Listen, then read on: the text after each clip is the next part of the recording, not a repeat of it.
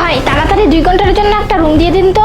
আরে ম্যাডাম এত তারা কিসের? আজকে আমার বিয়ে, এর জন্য। হ্যাঁ সেটা তো বুঝতেই পারতেছি যে আপনি আপনার হাজবেন্ডের সঙ্গে আসছেন। আচ্ছা যাই হোক, এত তারা কিসের? সারাদিনের জন্যই দিয়ে দিচ্ছি। এটাই তো সমস্যা, এটা আমার স্বামী না, এটা আমার বয়ফ্রেন্ড।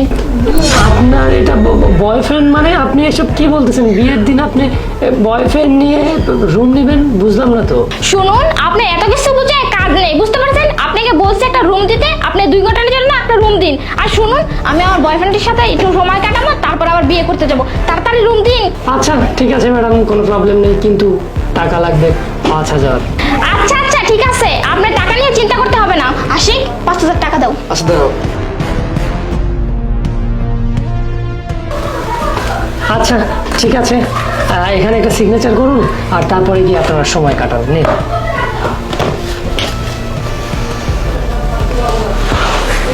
হয়ে গেছে? ওকে। চলো। এই আশিক, তুমি কি কোনো ড্রিঙ্কসের ব্যবস্থা করছো? নিয়ে আসছো সাথে করে? আরে না তো, আমি তো কিছু আসিনি। তো এইসব ছাড়া তো আমি থাকতেই পারি না। দেখো কোনো ব্যবস্থা করা যায় কিনা। আচ্ছা ঠিক আছে। আচ্ছা ভাইয়া, আপনাদের কাছে কি ড্রিঙ্কস পাওয়া যাবে? জি ভাইয়া হবে, কিন্তু টাকা লাগবে এক্সট্রা 3,000। আচ্ছা ঠিক আছে ভাই, টাকা টেনশন করতে হবে না, আমি দিচ্ছি।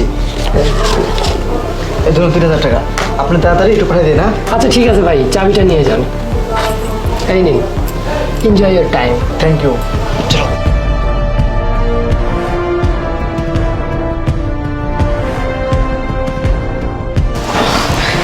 আরে বেবি, আজকে তোমাকে না অনেক সুন্দর লাগতেছে, বুঝতে পারলে?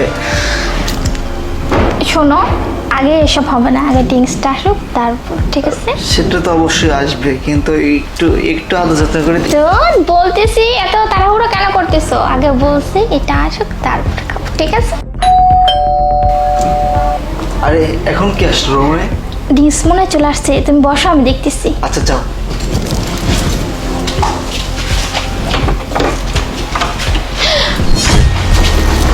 আরে আরে তুমি এখানে? কেন, আমাকে কি তুমি এখানে আসার প্রত্যাশা করনি? আরে কে ছেলেটা? আরে আপনি কে? আরে আমি কে মানে? আমি ওর বয়ফ্রেন্ড। আরে এত বড় সাহস আপনার, আপনি আমাকে চড় মারেন? চর মারলাম কেন জানিস? আজকে ওর সাথে আমার বিয়ে। বিয়ে মানে? শান্তা, এটা তোমার হবু বর? হ্যাঁ, এটাই আমার হবু বর। আরে তুমি এখানে আসলে কিভাবে? আমি এখানে আসলাম কিভাবে, তাহলে শোন।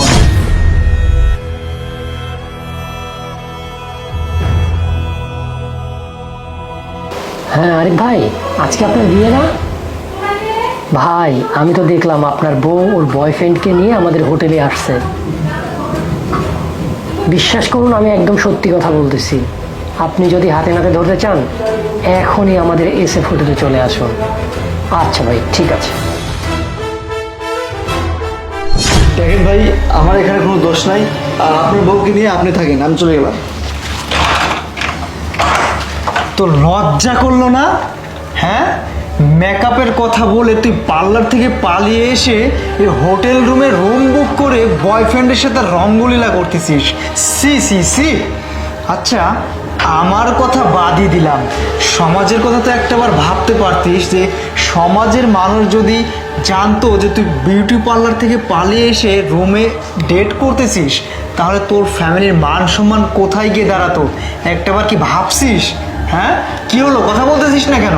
আরে শোনো না, ওই ছেলেটাই আমাকে না ফুসলে ফাসলে এখানে নিয়ে আসতে, আমি আসতে চাই নাই তো। ওই ছেলেটা না, কথা বলবি না, ওই ছেলেটা তোর দোষ। তুই এতটা খারাপ? সিসি, আমার সাথে বিয়ে হওয়ার কথা বলে তুই রুমে এসে রঙ্গলীলা করতেছিস। সিসি, তোর মতো মেয়ের সাথে আজকে এই মুহূর্তে কোনো আর সম্পর্ক থাকবে না। আর হ্যাঁ, আমি তোকে বিয়ে করতেছি না আর। শোনো না আনিম, আমার বাবা অনেক টাকা খরচ করছে এই বিয়ের জন্য, অনেক টাকা খরচ করে আয়োজনটা করছে। তুমি প্লিজ এই বিয়েতে না করো না।